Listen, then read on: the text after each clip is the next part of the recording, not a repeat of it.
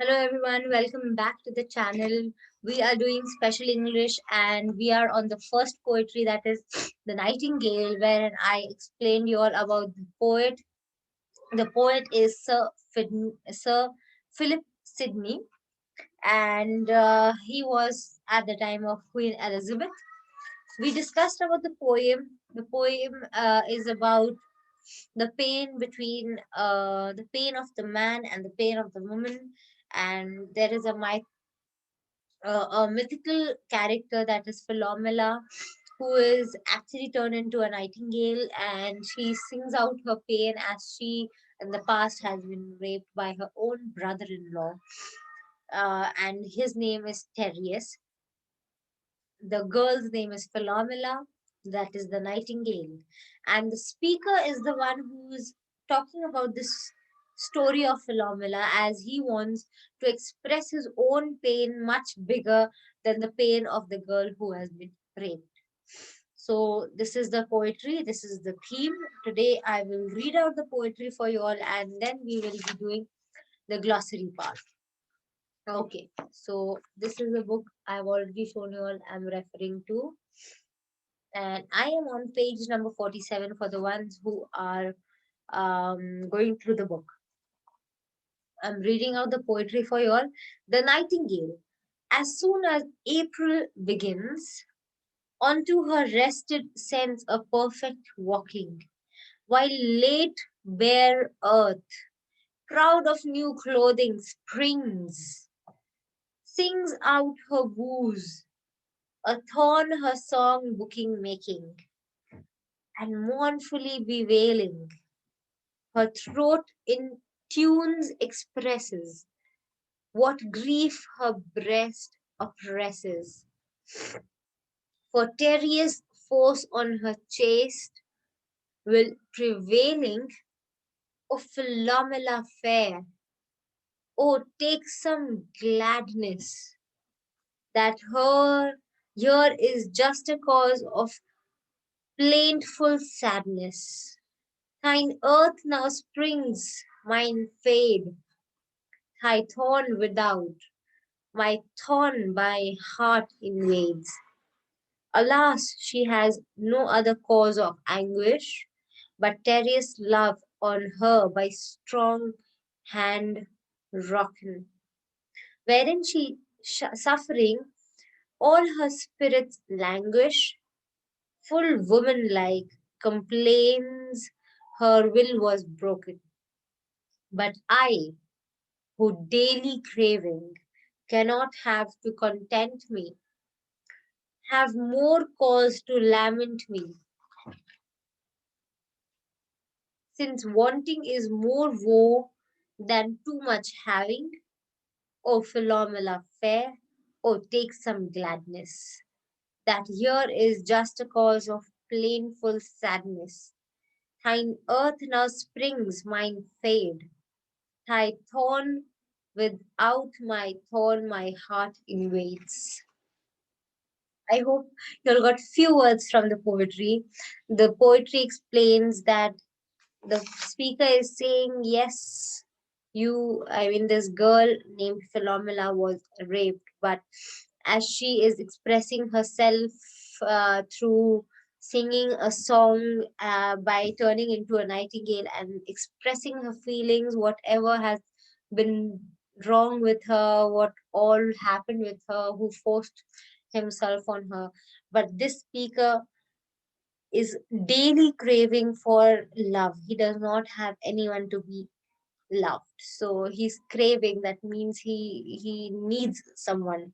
Cannot have to content me. So he does not have anyone who can content him.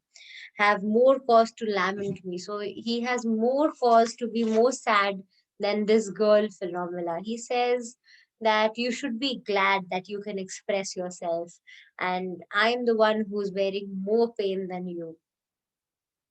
So there's a thorn that is going into my heart every day. So he's saying that his pain is much more heavier than the pain of this girl. So I'm sharing my screen here for you all, where we will go through more about.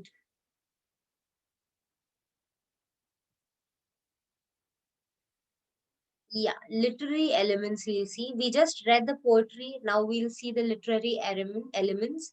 That is form and meter, two stanza poem with each containing 12 lines, mixed rhyme. First four lines is A B.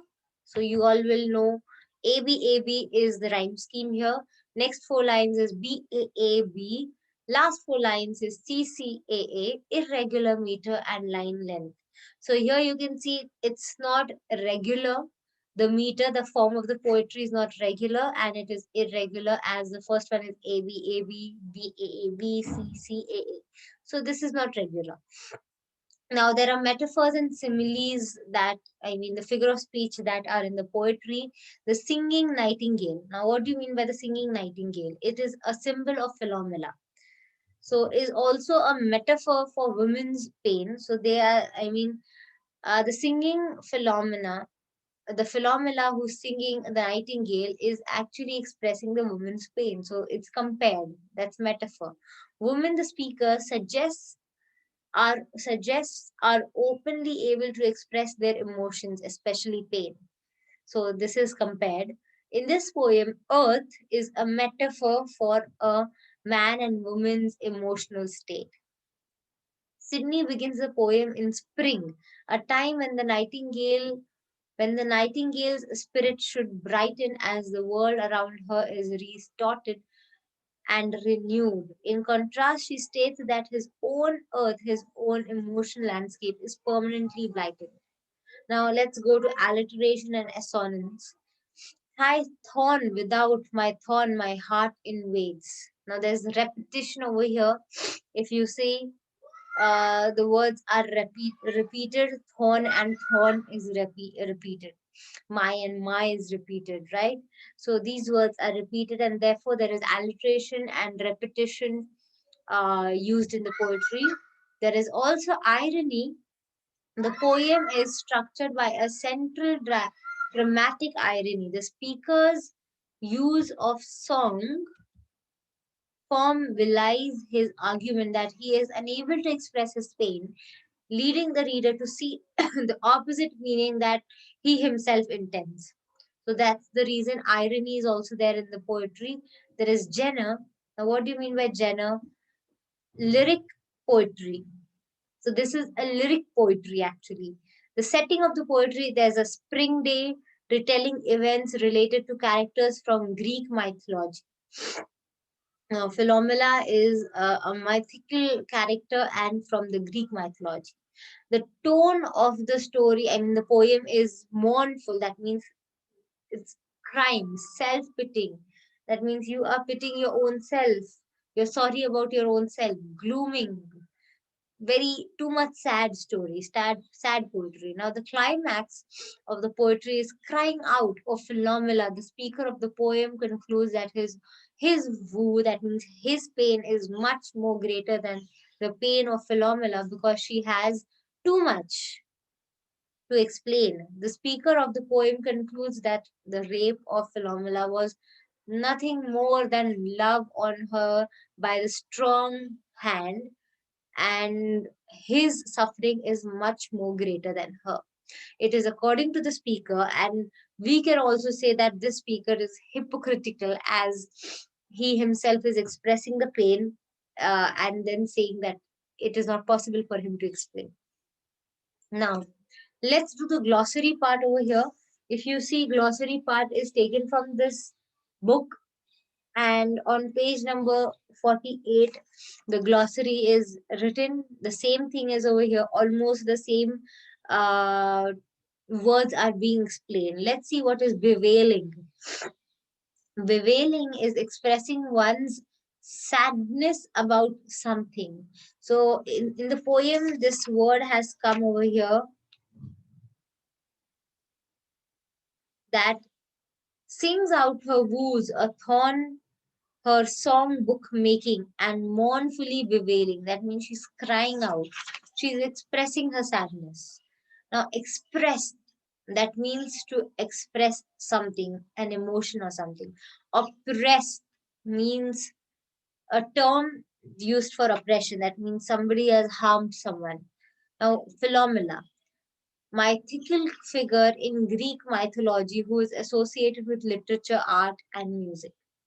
So Philomela is actually a figure in the story that is just an imagination, a Greek mythology. In Ovid's Metamorphoses, Philomela was raped by her sister's husband Tereus.